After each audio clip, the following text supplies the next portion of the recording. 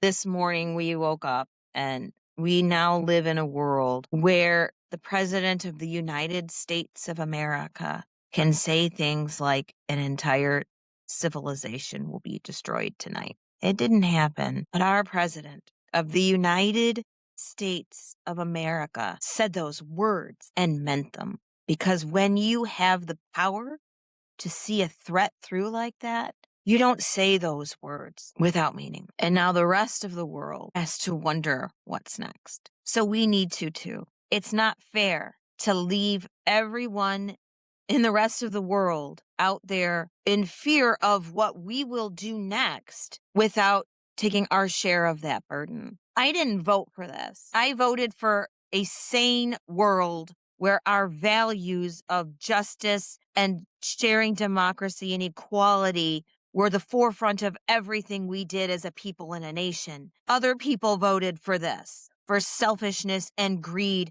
and yes, madness. It's so difficult to say those words out loud because when you say them, you have to acknowledge that it's happening, and we don't want to.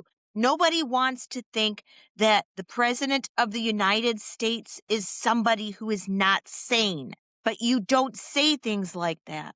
You don't say, I'm going to annihilate a nation and not mean them when you have the means at your disposal to make that happen.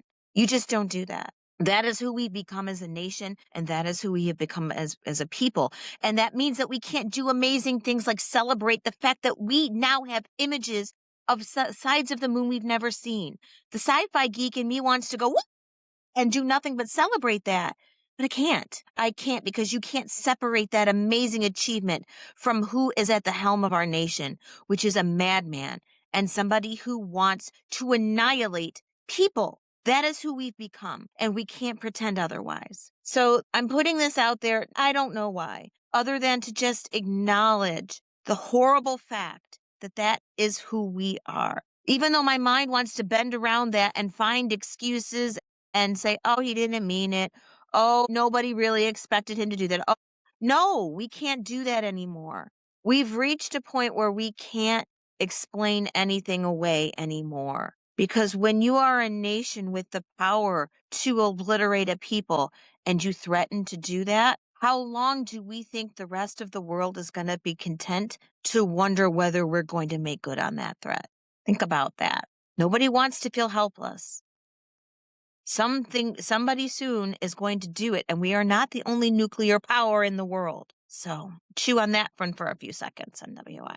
Anyhow, I'll be back to feeling a little more cheerful later, I hope. But right now, I just feel very, very, very sick in my heart and my soul that that is what our nation has become. Until Congress does what they need to do, which is invoke the 25th Amendment, we need to accept the fact that that is who we are as a people, and that we are in the control and the power of someone who wants to obliterate a nation for no other reason other than he wants to. We don't belong in war with Iran. We don't belong in war with anyone right now. No one has attacked us. I do not like Iran's government, but that doesn't mean that the civilians of Iran deserve to be obliterated. Yeah. Anyhow, I guess the only reason I'm putting it out here is if you feel the same and you just want someplace to comment and just share your thoughts, please do. I'll post them. We'll think it through. Bye.